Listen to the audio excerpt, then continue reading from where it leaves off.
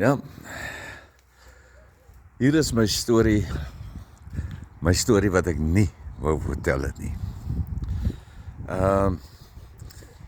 Want dit was nie van belangrik nie. Dit was nie van belang in die saga met die hele Absa verhaal en die gebeure rondom dit nie.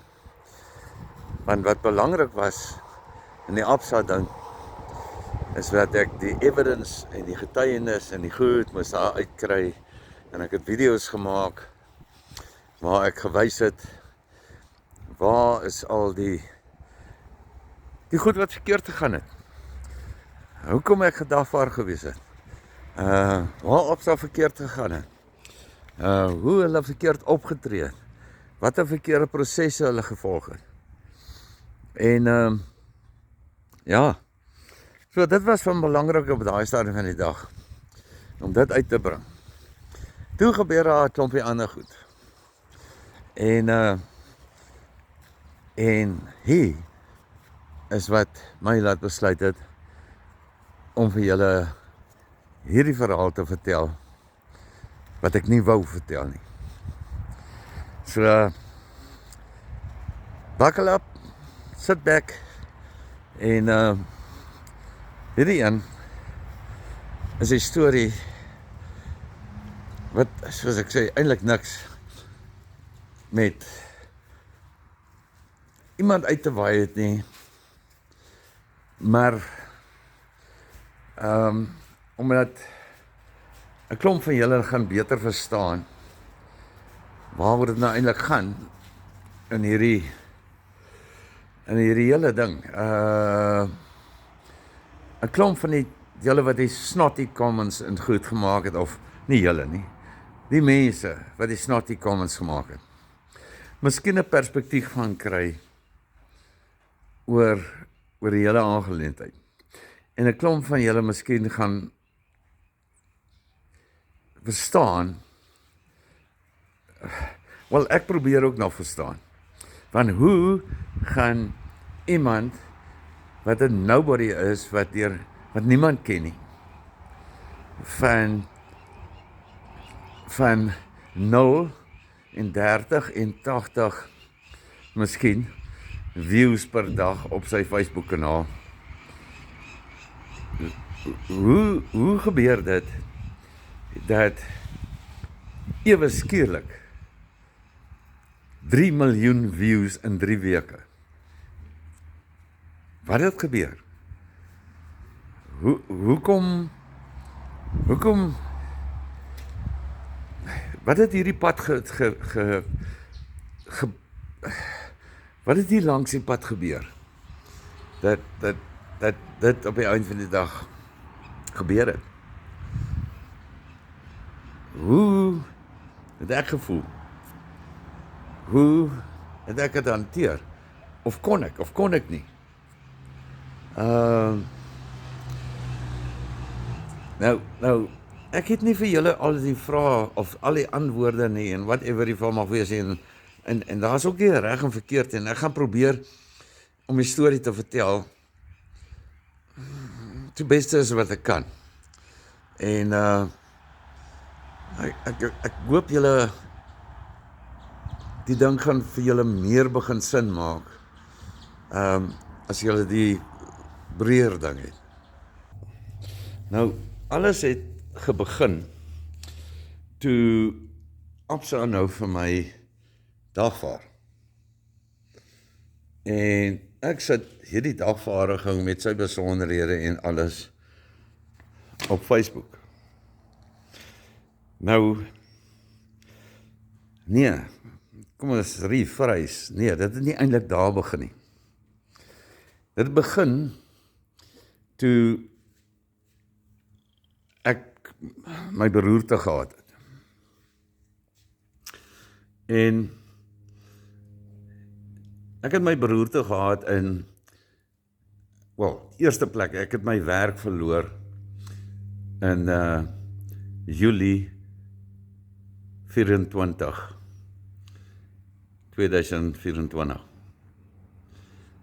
En as gevolg van die company was moet downscale op hulle werknemers as gevolg van die ekonomiese omstandighede in die land. Toe begin ek 'n nuwe maatskappytjie want ek moet lewe. En ek begin 'n nuwe maatskappytjie en ek kry alles reg en ek bou websites en ek rig my kantoortjie in en maak bankrekeninge oop en alles en ek is nou hier kom A to Z product development want ek is ingenieur en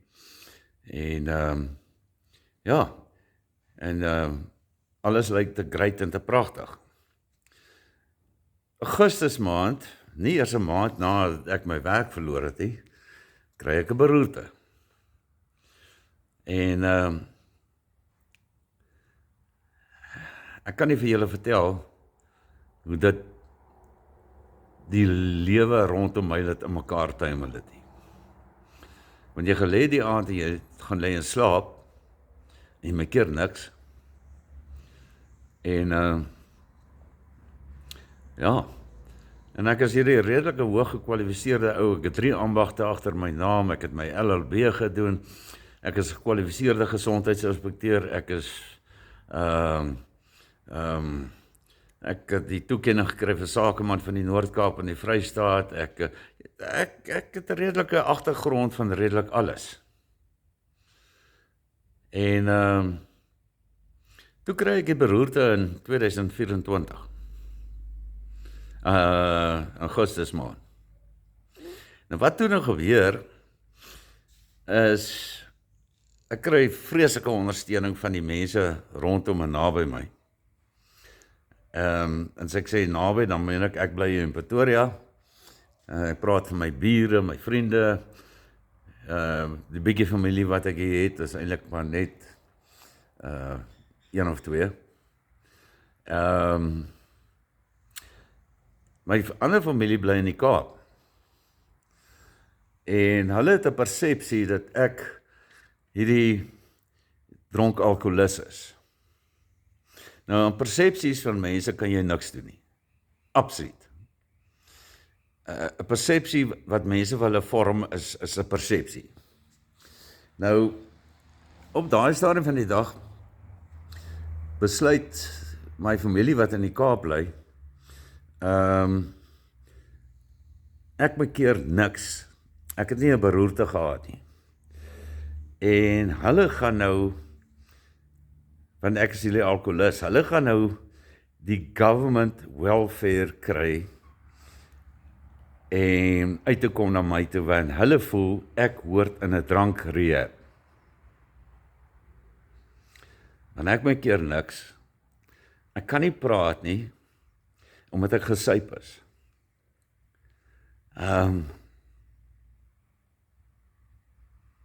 Ja. En die mense se ondersteuning wat ek op daai stadium van die dag nodig gehad het, is toe non-existing. En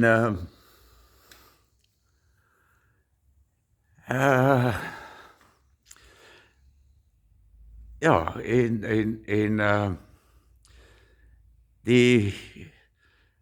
ek sê toe, okay, goed, as die welfare dan moet jy uitkom, dan moet jy uitkom.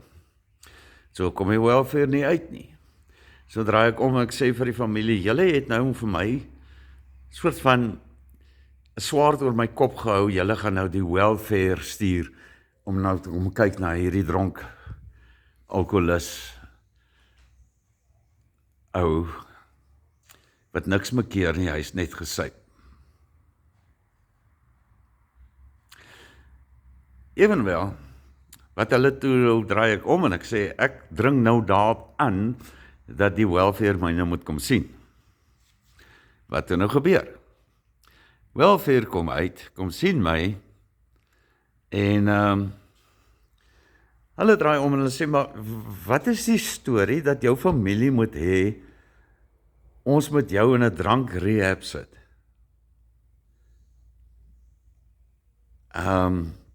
Waaroor gaan dit?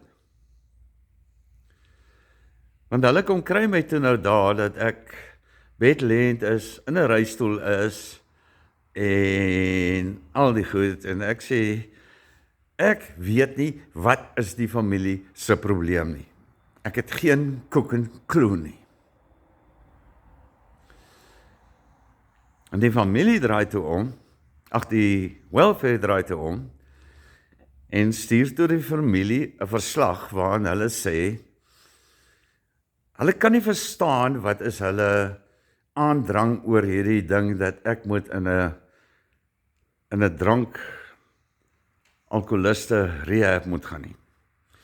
Hulle het 'n wesentlike probleem oor die feit in my mediese toestand en dat ek alleen in hierdie groot stuk huis is, net ek en my 2 honde. Die familie is toe nie tevrede met hierdie verslag nie. En hulle besluit, hulle stel 'n onafhanklike privaat welfare persoon aan. Nou, ek gaan nie name noem nou hierson nie, want dit is nie ter sprake nie, en dit is ook nie relevant nie. Dieselfde ding soos die Absa storie, wat hierdie verhaal vir my nie eintlik relevant gewees het, die hele Absa verhaal nie. Die onafhanklike persoon kom toe by my uit, die welfare persoon, en sy gaan en sien die toestand waarin ek is, en my mediese toestand en alles. En op daai stadium van die dag sit sy 1 en 2 by mekaar en sy besef dat is iets meer dieper liggend in hierdie ding as nou vat vir die jaar en sit hom in 'n welfare, in 'n drankreë. En omdat sy besef hoe ergelik my toestand is, gaan sy en sy kontak vir hospice. En hospice kom uit, dokters, hulle welfare afdeling, nurses, alles, en hulle kom besoek my daagliks, en ek moet daagliks my bloeddruk neem, of hulle WhatsApp en whatever, en hulle kom doen by my by die huis, kosteloos. Kost my nie 'n sent nie, want ek het nie geld om te betaal nie, want ek sit toe al, en ons praat nou hier in die omgewing van Julie, Augustus 2025, en ek sit toe op daai stadium vandag al reeds omtrent meer as 'n jaar wat ek geen inkomste het nie. Nou, in die tussentyd het my familie daarom nou so gedeeltelik nou gebesef dat ek het nou 'n beroerte gehad. Nou, is die volgende ding wat toe nou gebeur. Ek het my huis opgegee, want ek het nie inkomste nie, ek kan nie my huis betaal nie. Ek kan nie werk nie, ek kan nie praat nie, ek kan nie lekker onthou nie, ek kan nie geskrif lees nie, en dis ek en my 2 honde. Ek het nie 'n ander inkomste nie, is nie 'n familie wat ek by gaan crash nie, hier's niks. Ek en my 2 honde.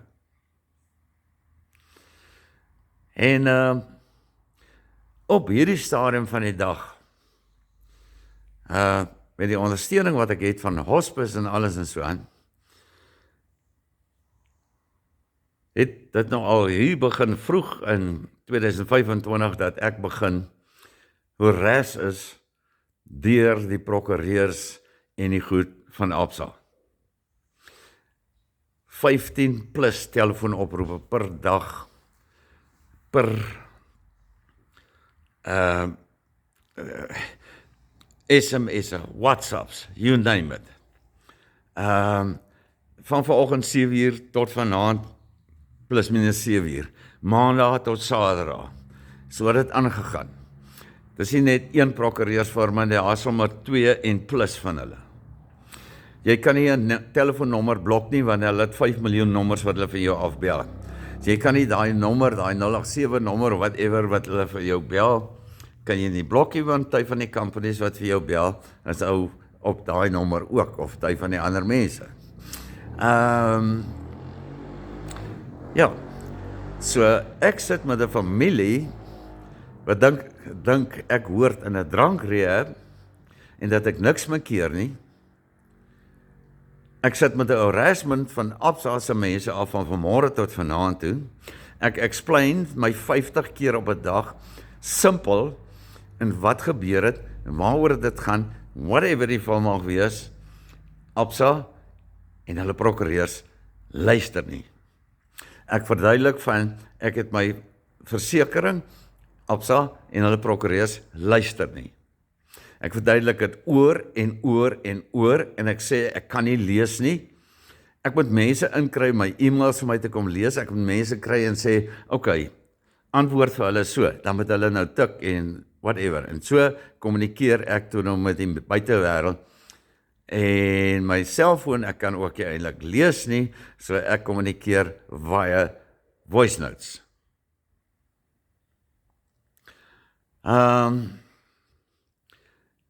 Nou, hoekom ek nie kon lees nie, ek kan nie vir jou antwoord gee nie, en dis my dokter toe op die huisarts vandag vir my sê, ek het nie vir jou die antwoorde nie, onthou net, jy het breinskade opgedoen. So ek is heeltemal magteloos op daai stadium van die dag. Ek voel verwerp deur my familie, ek kry nie support van hulle af nie,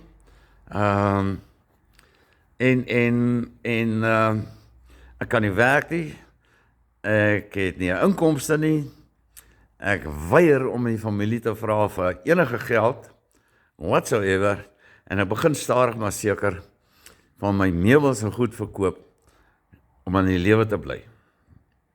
Dan betaal toe 'n UIF geldjie uit,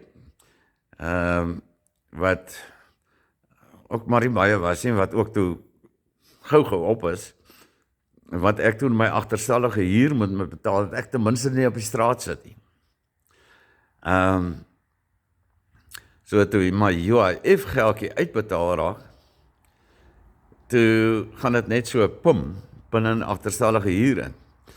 Nou, weer eens, ek kon nie lees nie, so die landlord se vrou was die dag daar wat my kom help het, om my e-mails en goeders te lees en dinge en so. Ek gee my selfoon, ek gee my pincode, en ek sê, gaan in op my bank, en betaal net wat due is om betaal. En toe dit klaar betaal is, toe het ek vir my UIF geldjies R13.000 oor. Van die UIF, en ek het die maksimum gekry, was 'n bedragie gewees van, ek is nie seker, ek dink 58.000. Dus van die 58.000 is daar R13.000 oor. So ek sit toe met R13.000, moet nog huur betaal, moet nog kos koop, vir my honde, vir alles, en die hele storie. Ek moet medikasie kry, ek moet al hierdie goed, en voor jou oë uitwee, is die R13.000 weg. Nou het ek kennis gegee vir my huis, en al die goed, want my familie besef toe, hierdie ou het regtig 'n beroerte gehad. So, kom ons vat hom vir hom, en die feit dat ons hom vals beskuldig het die hele tyd, dat hy hierdie dronkie is, en alles, en ons sit, hy moet nou aftercare kry. Iemand moet nou na hom kan kyk, en die familie besluit, hulle gaan my in 'n aftercare unit insit. Nou, op daai stadium van die dag, kom die Here na my toe, en hy sê, Dear, want ek bid toe, hy moet my kom haal, want ek kan nie verder so lewe nie. En die Here sê vir my, Dear, ek gaan jou gesond maak, soos jy mense kan vertel van my. En wat ek doen? Daai gesondmaakproses was nie soos 'n instantaneous nie. Maar ek sit toe met hartversaking, ek sit op my lierrit gaan staan, ek sit met lewersklerose, hulle tap tussen 6 en 8 liter water, wat van my maag af per week, wat baie pynlik is. As dit gebeur, en dinge en so aan, sê die dokters, plus minus 3 weke, is dit weg. Die familie toe hulle nou besef wat aangaan, bel die dokters en sê, maar julle het hierdie ou net waterpille gegee. Waterpille gaan hom as nie gesond maak nie. Hulle draai om en sê vir hom, sorry, daar's niks wat ons vir hom kan doen nie. Hy het maksimum 3 weke oor om te lewe. En, ja. En toe die Here verbykom en hy sê vir my, ek kan jou gesond maak, dat die mense kan vertel vir my. Sê ek, Here, was daarom dominees en pastore en ouens wat die Bybel geswat het en al die goed, wat seer seker dat dit beter kan doen as ek. Sê nee, deur. Ek gaan vir jou 'n boot gee. Dit was die boodskap wat ek gekry het. En toe agterna toe sien ek Andries Vermeulen het dieselfde gesê in sy preke, wat die Here vir hom gesê het. En nou kan ek vir jou wys op my Facebook, die 8de September, van hierdie nobody, wat tussen 0, 20 en 30 mense sy storieetjie kyk.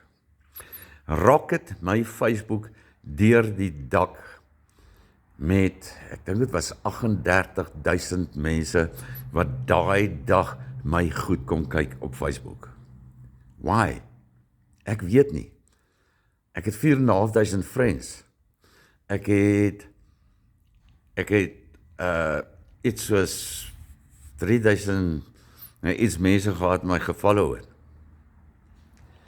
En 38,000 mense kom kyk my storie. Why? En dis wat die Here vir my die boot gegee het.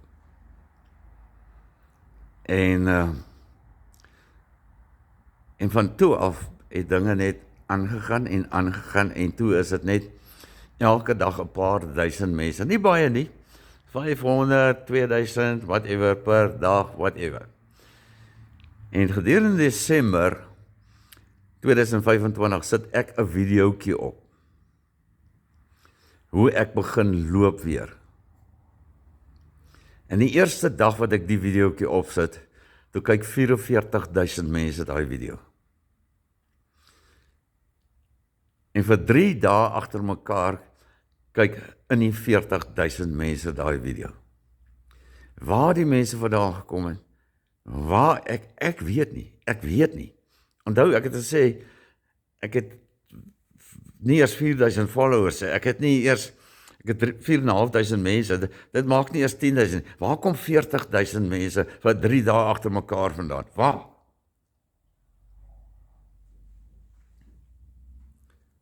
En toe eers skielik weet die mense nou van die jaar wat 'n beroerte gehad het, wat begin loop. En dit was alreeds touching vir my gewees, en daar het ek gesien dat daar even compassion is van social media, die mense wat mense volg op social media, compassion is om vir iemand wat down and out en teen die grond is en volgens medici en alles nie 'n kans het om te lewe vir nog 'n maand nie. Daar het ek gesien hoe even social media vir jou 'n ondersteuningsbasis kan wees. Net uit die feit uit dat mense belangstel in hoe jy begin loop. Net loop. Net loop. Anyway, ek gaan van daai videoetjie af aan vir julle, soos ons aangaan, vertel wat toe daarna gebeur het oor van 'n nobody tot 3 miljoen views. En dis hoekom ek vir julle sê, dit gaan nie oor die views nie. Dit gaan oor die waarheid. Ek praat weer met julle.